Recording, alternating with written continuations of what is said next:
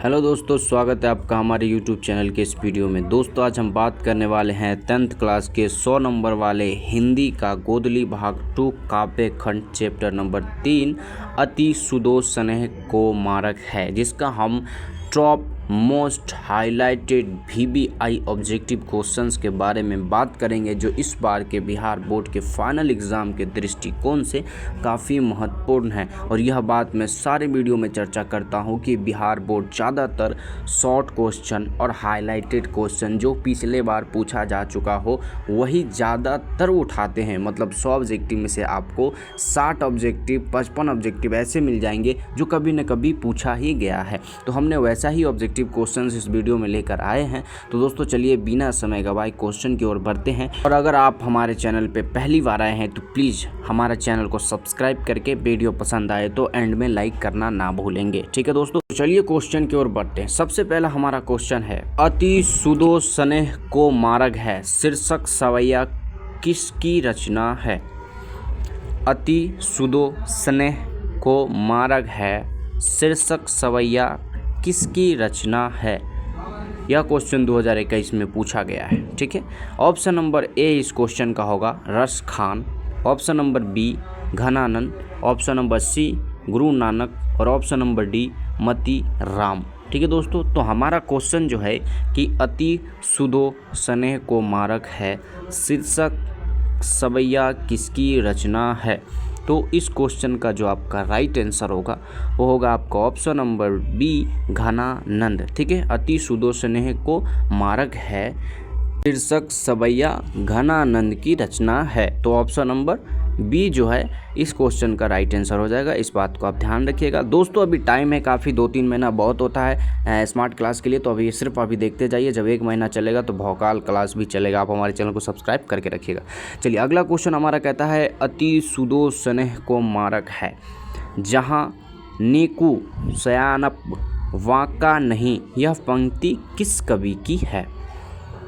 इस क्वेश्चन का जो आपका ऑप्शन है, ऑप्शन नंबर ए में गुरु नानक, ऑप्शन नंबर बी में प्रेम घन, ऑप्शन नंबर सी में रस खान और ऑप्शन नंबर डी में घनानंद। ठीक है दोस्तों, तो हमारा क्वेश्चन जो था कि अति सुदोष स्नेह को मारक है जहाँ नेकू सयानप वाका नहीं, यह पंक्ति किस कवि की है? तो इस क्वेश्चन का राइट आंसर आपका ऑप्शन नंबर डी घनानंद हो जाएगा। ठीक है, ऑप्शन नंबर डी जो है इस क्वेश्चन का राइट आंसर हो जाएगा। चलिए आगे बढ़ते हैं और अगला ऑब्जेक्टिव क्वेश्चन को देखते हैं। तो हमारा अगला ऑब्जेक्टिव क्वेश्चन कहता है, घनानंद ने अपनी सवैया में सूजन कहकर किसे संबोधित किया है? घनानंद ने अपनी सवैया में सूजन नहीं होगा, यहाँ सुजान होगा। ठीक है, तो घनानंद ने अपनी सवैया में सुजान कहकर किसे संबोधित किया है? तो इस क्वेश्चन का जो आपका ऑप्शन होगा, ऑप्शन नंबर ए में सुजान नामक नर्तकी को, ऑप्शन नंबर बी सच्चे लोक को और ऑप्शन नंबर डी साधु को और ऑप्शन नंबर सी में साधु को और ऑप्शन नंबर डी में संत को। ठीक है, तो हमारा क्वेश्चन जो था कि घनानंद ने अपनी सवैया में सुजान कहकर किसे संबोधित किया है, तो इस क्वेश्चन का जो राइट आंसर होगा वो होगा आपका ऑप्शन नंबर ए सुजान नामक नर्तकी को। ठीक है, ऑप्शन नंबर ए इस क्वेश्चन का राइट आंसर हो जाएगा। चलिए आगे बढ़ते हैं और अगला ऑब्जेक्टिव क्वेश्चन को देखते हैं। के साथ हमारा अगला क्वेश्चन कहता है, घनानंद किस काल के कवि थे?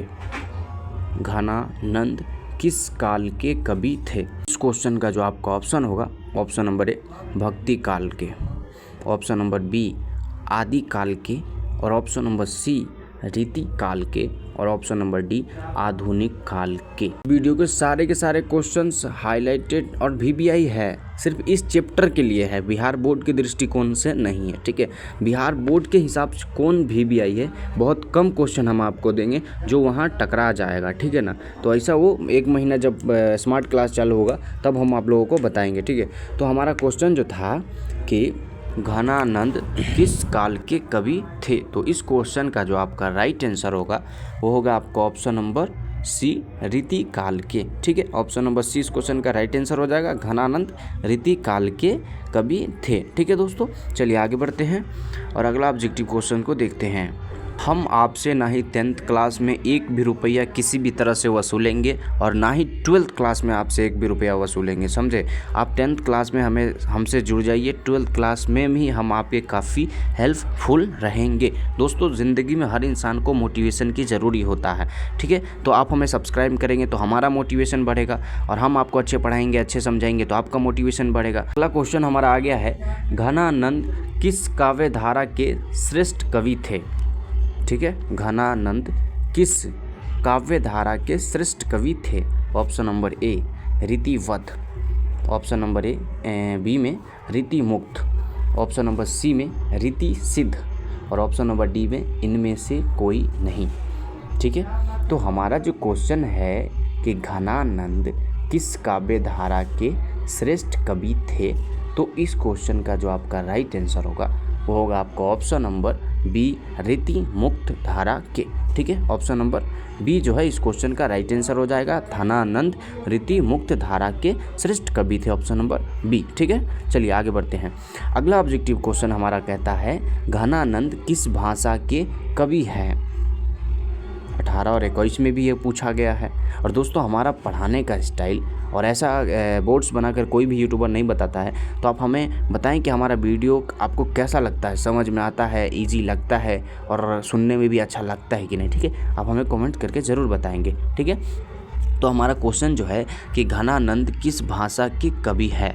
ऑप्शन नंबर ए अवधी भाषा के, ऑप्शन नंबर बी राजस्थानी भाषा के और ऑप्शन नंबर सी ब्रज भाषा के और ऑप्शन नंबर डी भोजपुरी भाषा के। तो हमारा क्वेश्चन जो था कि घनानंद किस भाषा के कवि है, तो इस क्वेश्चन का जो राइट आंसर होगा वो होगा आपका ऑप्शन नंबर सी ब्रज भाषा के, ठीक है। घनानंद ब्रज भाषा के कवि हैं, ठीक है। अगला क्वेश्चन हमारा कहता है, घनानंद किस मार्ग को अत्यंत सीधा और सरल कहा है। घनानंद किस मार्ग को अत्यंत और सीधा कहा है, और वो सेम होता है, ठीक है। तो इस क्वेश्चन का जो आपका ऑप्शन है, ऑप्शन नंबर ए क्रोध, ऑप्शन नंबर बी प्रेम, ऑप्शन नंबर सी घृणा और ऑप्शन नंबर डी कपट, ठीक है। तो इस क्वेश्चन का जो पहले क्वेश्चन बताते हैं। तो घनानंद ने किस मार्ग को अत्यंत सीधा और सरल कहा है, ठीक है। तो इस क्वेश्चन का राइट आंसर होगा आपका ऑप्शन नंबर बी प्रेम, ठीक है। प्रेम को अत्यंत सीधा और सरल कहा है। और भैया प्रेम सही में अत्यंत सीधा और सरल मार्ग है भी, काहे कि हमको भी पता है भाई लोग, तुम लोग 10th क्लास में क्या करते होगे। अच्छा, पढ़ाई करना कम टाइम बचा है, ठीक है, वो सब तो 12th में भी होगा और करना भी चाहिए, ठीक है। अगला क्वेश्चन हमारा कहता है, सुजान सागर किनकी रचना है, ठीक है। सुजान सागर किनकी रचना है। इस क्वेश्चन का जो आपका ऑप्शन है, ऑप्शन नंबर ए गुरु नानक, ऑप्शन नंबर बी प्रेम घन। हमारे बातों को कोई बुरा नहीं मानना, कोई लड़की देख रही हो चाहे लड़के देख रहे हो, जस्ट जोक, क्योंकि हर इंसान को मैं मानता हूँ पढ़ाई के साथ थोड़ा फ़नी भी ज़रूरी होता है। तो हमारा स्टाइल थोड़ा अलग था, क्वेश्चन से रिलेटिव हमने बोल दी, तो इस बात को कोई भी दिल पे नहीं लेने का, ठीक है। चलो, हमारा क्वेश्चन जो है, सुजान सागर किनकी रचना है। तो इस क्वेश्चन का ऑप्शन नंबर ए गुरु नानक की, ऑप्शन नंबर बी प्रेमघन की और ऑप्शन नंबर सी रस खान की और ऑप्शन नंबर डी घनानंद की, ठीक है। तो हमारा क्वेश्चन जो था कि सुजान सागर किनकी रचना है, तो इस क्वेश्चन का जो राइट आंसर होगा वो होगा आपका ऑप्शन नंबर डी घनानंद की, ठीक है। सुजान सागर घनानंद की रचना है, ऑप्शन नंबर डी इस क्वेश्चन का राइट आंसर हो जाएगा। बहुत देर से आप लोगों का कमेंट नहीं आ रहा, कमेंट करें, आप लोग को नहीं पता है क्या। और मैं एक बात बताना चाहता हूँ कि अगर आप हिंदी ऐसा सब्जेक्ट है जिसमें काफ़ी कम मेहनत करने से आपको ज़्यादा मार्क्स मिल जाएंगे। अगर आप सोचेंगे कि मैं नहीं पढ़ के चला जाऊँ तो फिर भैया बहुत बुरे फंसोगे। इसलिए कभी खाली टाइम में अगर आप बैठो तो ऑब्जेक्टिव को गोली मारो, चैप्टर बाय चैप्टर पढ़ जाओ, जितना पढ़ सकते हो, ठीक है। मैंने कहा था कि पूरा किताब ख़त्म कर लो, लेकिन आपका दिल जितना कहे उतना पढ़ो, ठीक है। हमारा क्वेश्चन अगला है, मोह अशुभ नीह ले वर्षो कौन कहते हैं। ऑप्शन नंबर ए रस Khan, option number B Guru Nanak, option number C Ghananand, option number D Dinkar, ठीक है। तो इस क्वेश्चन का जो राइट आंसर होगा होगा आपका ऑप्शन नंबर सी घनानंद। ठीक है, चलिए आगे बढ़ते हैं। यह चैप्टर बाय चैप्टर है तो आपको भी ध्यान में आता होगा कि हाँ इस क्वेश्चन का राइट आंसर घनानंद होगा, लेकिन इसके बाद जो एक स्मार्ट क्लास चालू होगा ना भैया, उसमें कंपटीशन और माइंड चेस होगा। ठीक है, चलिए अगला क्वेश्चन जो हमारा कहता है कि नादिर शाह के सैनिकों ने किसे मार डाला। नादिर शाह के सैनिकों ने किसे मार डाला। ऑप्शन नंबर ए घनानंद को, ऑप्शन नंबर बी रस खान को, और ऑप्शन नंबर सी में नानक को, और ऑप्शन नंबर डी में तुलसी को। आप लोग को दिमाग में अभी भी आया होगा कि इस क्वेश्चन का भी जो राइट आंसर होगा वो घनानंद ही होगा, क्योंकि ये सारा चैप्टर ही घनानंद का है ना।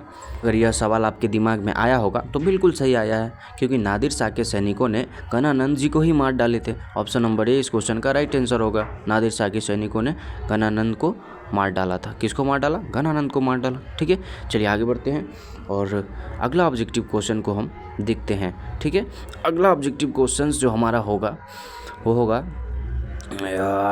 घनानंद रचित अत्यंत प्रसिद्ध क्या है।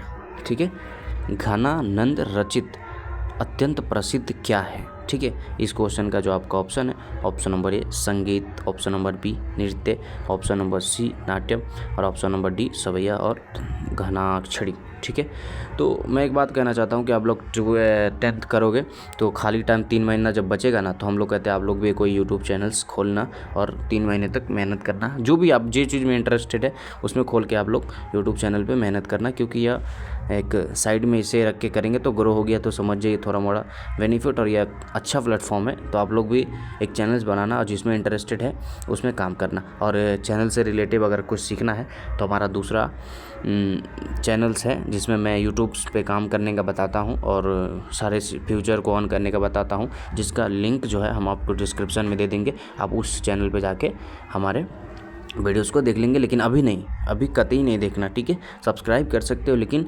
उसको देखना एग्ज़ाम के बाद ही। ठीक है, नहीं तो अभी दिमाग खराब उस पर चला जाएगा तो काफ़ी नुकसान हो जाएगा। ठीक है ना, और 10th क्लास में हर लोग आपके रिजल्ट पे ध्यान रखेंगे। अगर अच्छे रिजल्ट नहीं लाए तो हर लोग ताने मारेंगे, इसलिए 3 महीने बचे हैं, खूब मेहनत करो।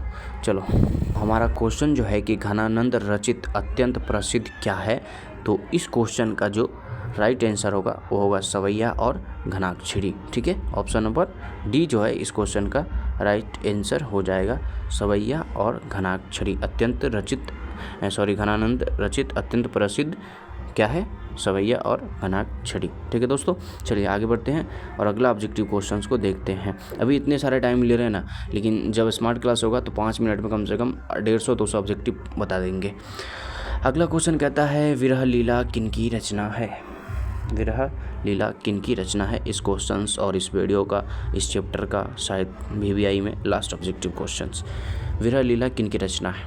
ऑप्शन नंबर ए घनानंद की, ऑप्शन नंबर बी प्रेमघन की, ऑप्शन नंबर सी रस खान की, और option number D Guru Nanak की। ठीक है, तो विरह लीला किनकी रचना है, तो इस क्वेश्चन का जो राइट आंसर होगा वो होगा आपका ऑप्शन नंबर सी रस खान की। ठीक है, ऑप्शन नंबर सी रस खान की इस क्वेश्चन का जो राइट आंसर हो जाएगा। चलिए दोस्तों, मिलते फिर से कोई दूसरे वीडियो में, तब तक के लिए भाई अपना ध्यान रखिएगा, तन मन धन एकदम पूरा लगा के मेहनत करिए और अच्छा रिजल्ट लाइए और अपने गाँव का, अपने माँ बाप का, सबका नाम रोशन करिए।